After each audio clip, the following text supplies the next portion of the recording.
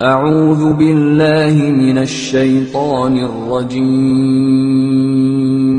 بسم الله الرحمن الرحيم ওয়ালাইকুম আসসালাম রহমতুল্লাহি বারাকাতু। ভাই প্রশ্ন করেছেন যে আমরা তো সলাতুত তারাবিহ পড়ি, তারপর আবার 12টার পর কিয়ামুল লাইল, তারপর আবার অনেকে শেষ রাতে তাহাজ্জুদ পড়ে থাকেন। কোনটির ভিত্তি কি এবং কিভাবে কোনটা আদায় করার নিয়মটা কি?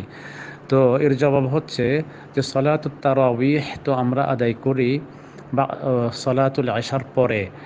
সেটা হচ্ছে ওমর রাদিয়াল্লাহু আনহু যেটা প্রচলন করেছেন জামায়াতের সাথে, আমরা তার অংশ হিসাবে সলাতুত তারাবিহ আদায় করি।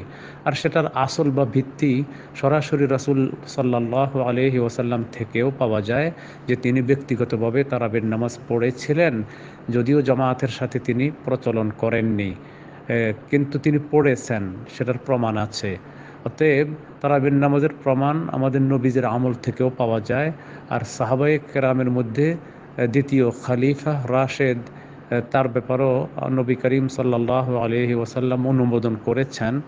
অতএব তার পক্ষ থেকে প্রচলিত যে তারাবির নামাজ, সেটারও শরীয়তের ভিত্তি আছে। অতএব তারাবির নামাজ আমরা সেভাবে আদায় করে থাকি শরীয়তের অংশ হিসাবে। আর বাকি কিয়ামুল লাইল যেটা আদায় করা হয়, কিয়ামুল লাইল এবং সলাতুত তাহাজ্জুদ মূলত একই।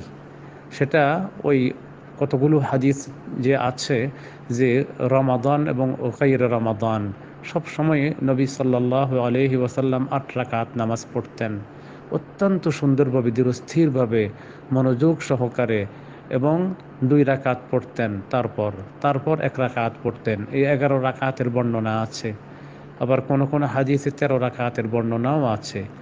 তো এই সংক্রান্তীয় যত হাদিস বর্ণিত হয়েছে, এই হাদিসগুলো হচ্ছে সলাতুত তাহাজ্জুদ এবং রমাদানে যেটাকে আমরা কিয়ামুল লাইল বলে থাকি, একই।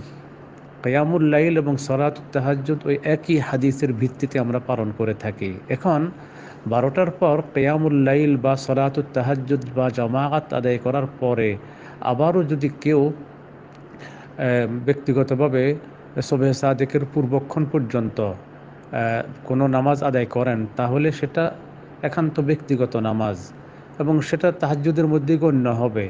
আর তাহাজ্জুদের নামাজের যেহেতু সুনির্দিষ্ট কোনো সংখ্যা নেই, অতএব ওই জামায়াতের সাথে পড়ার পরেও যদি কেউ ব্যক্তিগতভাবে আরও কত রাকাত, যত সময় তিনি পান তত অনেক রাকাত নামাজ পড়েন, তাহলে সেটারও ভিত্তি আছে।